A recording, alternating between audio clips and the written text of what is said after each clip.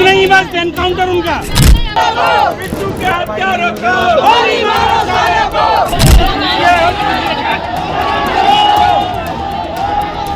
ये दीदी लेटी हुई है।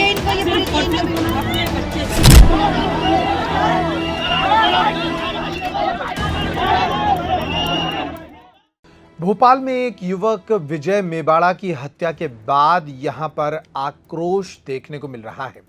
आरोपी आसिफ बम को पुलिस ने शॉट एनकाउंटर के बाद आखिरकार पकड़ लिया है। क्या है ये पूरा मामला जिसको लेकर प्रदेश की राजधानी में हंगामा मचा हुआ है, इस पॉइंट टू पॉइंट में समझेंगे। नमस्कार, मैं हूं अंकुर यादव और आप देख रहे हैं मध्य प्रदेश का सबसे बड़ा digital news network peptic time. दरअसल भोपाल के अशोका गार्डन इलाके में एक मामूली विवाद के बाद कुछ आरोपियों ने 35 साल के चाय कारोबारी विजय मेवाड़ा की चाकू घोंपकर हत्या कर दी थी। पुलिस के मुताबिक मृतक विजय मेवाड़ा सुभाष कॉलोनी का रहने वाला था।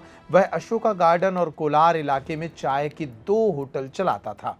रविवार देर रात करीब 1:30 बजे वह होटल बंद कर कर्मचारियों को छोड़ने प्रगति नगर गया हुआ था। यहां मुख्य आरोपी आसिफ बम अपने साथियों फरमान, कालू और इमरान के साथ बैठा हुआ था। सभी मृतक के कर्मचारियों के पुराने दोस्त बताए जा रहे हैं। गुस्साए परिजनों ने इस हत्या के बाद चक्का जाम कर दिया। इधर हत्या के विरोध में बुधवार को सकल हिंदू समाज के आह्वान पर हिंदू उत्सव समिति, बजरंग दल सहित विभिन्न संगठनों के प्रदर्शनकारी एकत्रित हुए। रोशनपुरा चौराहे पर बैरिकेडिंग तोड़ दी गई और मुख्यमंत्री निवास की ओर कूच करने लगे।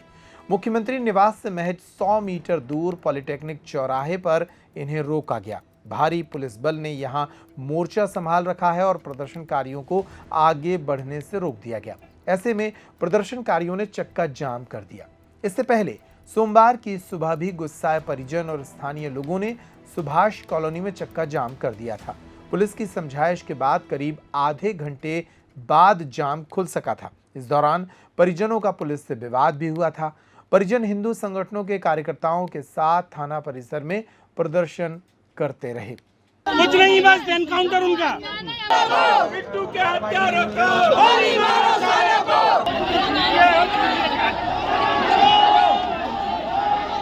ये दीदी लेटी हुई है।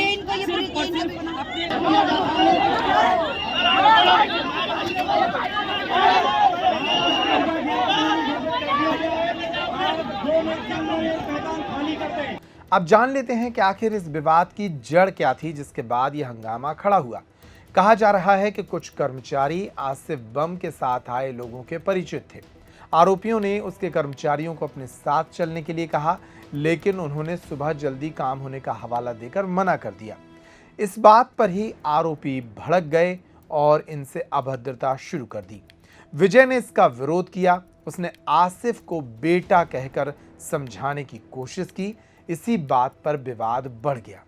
पुलिस के अनुसार गुस्साए आसिफ ने चाकू निकालकर विजय के पेट में घोंप दिया। उसके साथियों से भी मारपीट की। वारदात के बाद सभी आरोपी मौके से फरार हो गए। घायल विजय को कर्मचारी और स्थानीय लोग फौरन निजी अस्पताल लेकर पहुंचे, लेकिन डॉक्टरों ने उसे मृत घोषित कर दिया। अब इस मामले में मरने वाला हिंदू है और मारने वाले मुस्लिम हैं। जाहिर है हिंदू मुस्लिम सियासत भी तेज हो गई है। हिंदू संगठन इसका कड़ा विरोध जता रहे हैं। भोपाल में हमारे हिंदू भाई विजय मेवाड़ की केवल एक छोटी सी बात को लेकर चाकुओं से गोद गोद कर हत्या कर दी। इसका जो मुख्य कुख्यात अपराधी है आसिफ बम, मैं माननीय मुख्यमंत्री जी डॉक्टर मोहन यादव जी से निवेदन करूंगा कि ऐसे अपराधियों का तत्काल प्रभाव से इनकाउंटर कर दीजिए। जब ही हमारा व्यापारी सुरक्षित रहेगा। और जिस तरह से उत्तर प्रदेश में योगी जी इन आतंकवादियों का उपाय कर रहे हैं, माननीय मुख्यमंत्री जी मोहन यादव जी, आप भी सामर्थ्यवान हैं, सनातनी हैं, इन जिहादियों का कुचलने का काम करें और इनके घरों पर बिल्डोजर चलाएं। हर हिंदू की आवाज है।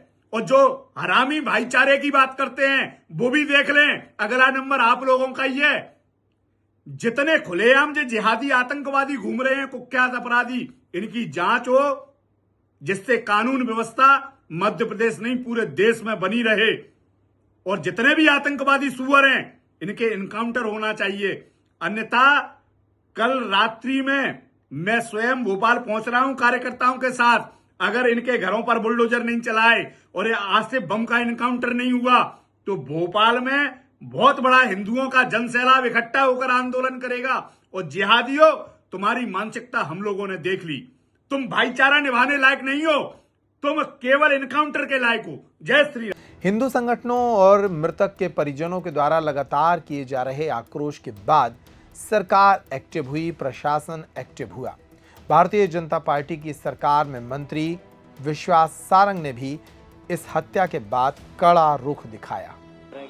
देखिए, बहुत ही विभत्स घटना हुई है। मैं स्वयं पीड़ित परिवार से मिला था। जो मृतक है, जिनकी मृत्यु हुई है, वो बहुत ही होनहार युवा थे। मेरी वो व्यक्तिगत क्षति है।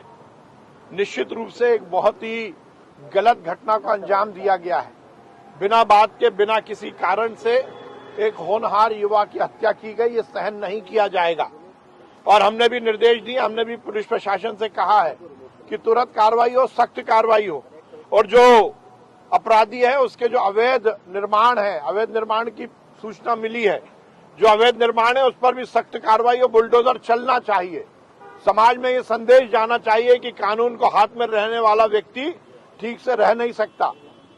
उसको अंत तक पहुंचाने की जिम्मेदारी है। जो मृतक परिवार है, निश्चित रूप से उस पर एक बड़ा संकट आया है।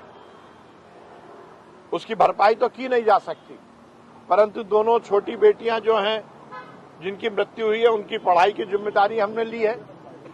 उनकी पत्नी को नौकरी की व्यवस्था करने का भी हम इंतजाम करेंगे और कुछ आर्थिक सहायता जो होगी वो भी देंगे। परंतु बहुत महत्वपूर्ण है कि जो हत्यारा है उसको फांसी की सजा मिलनी ही चाहिए।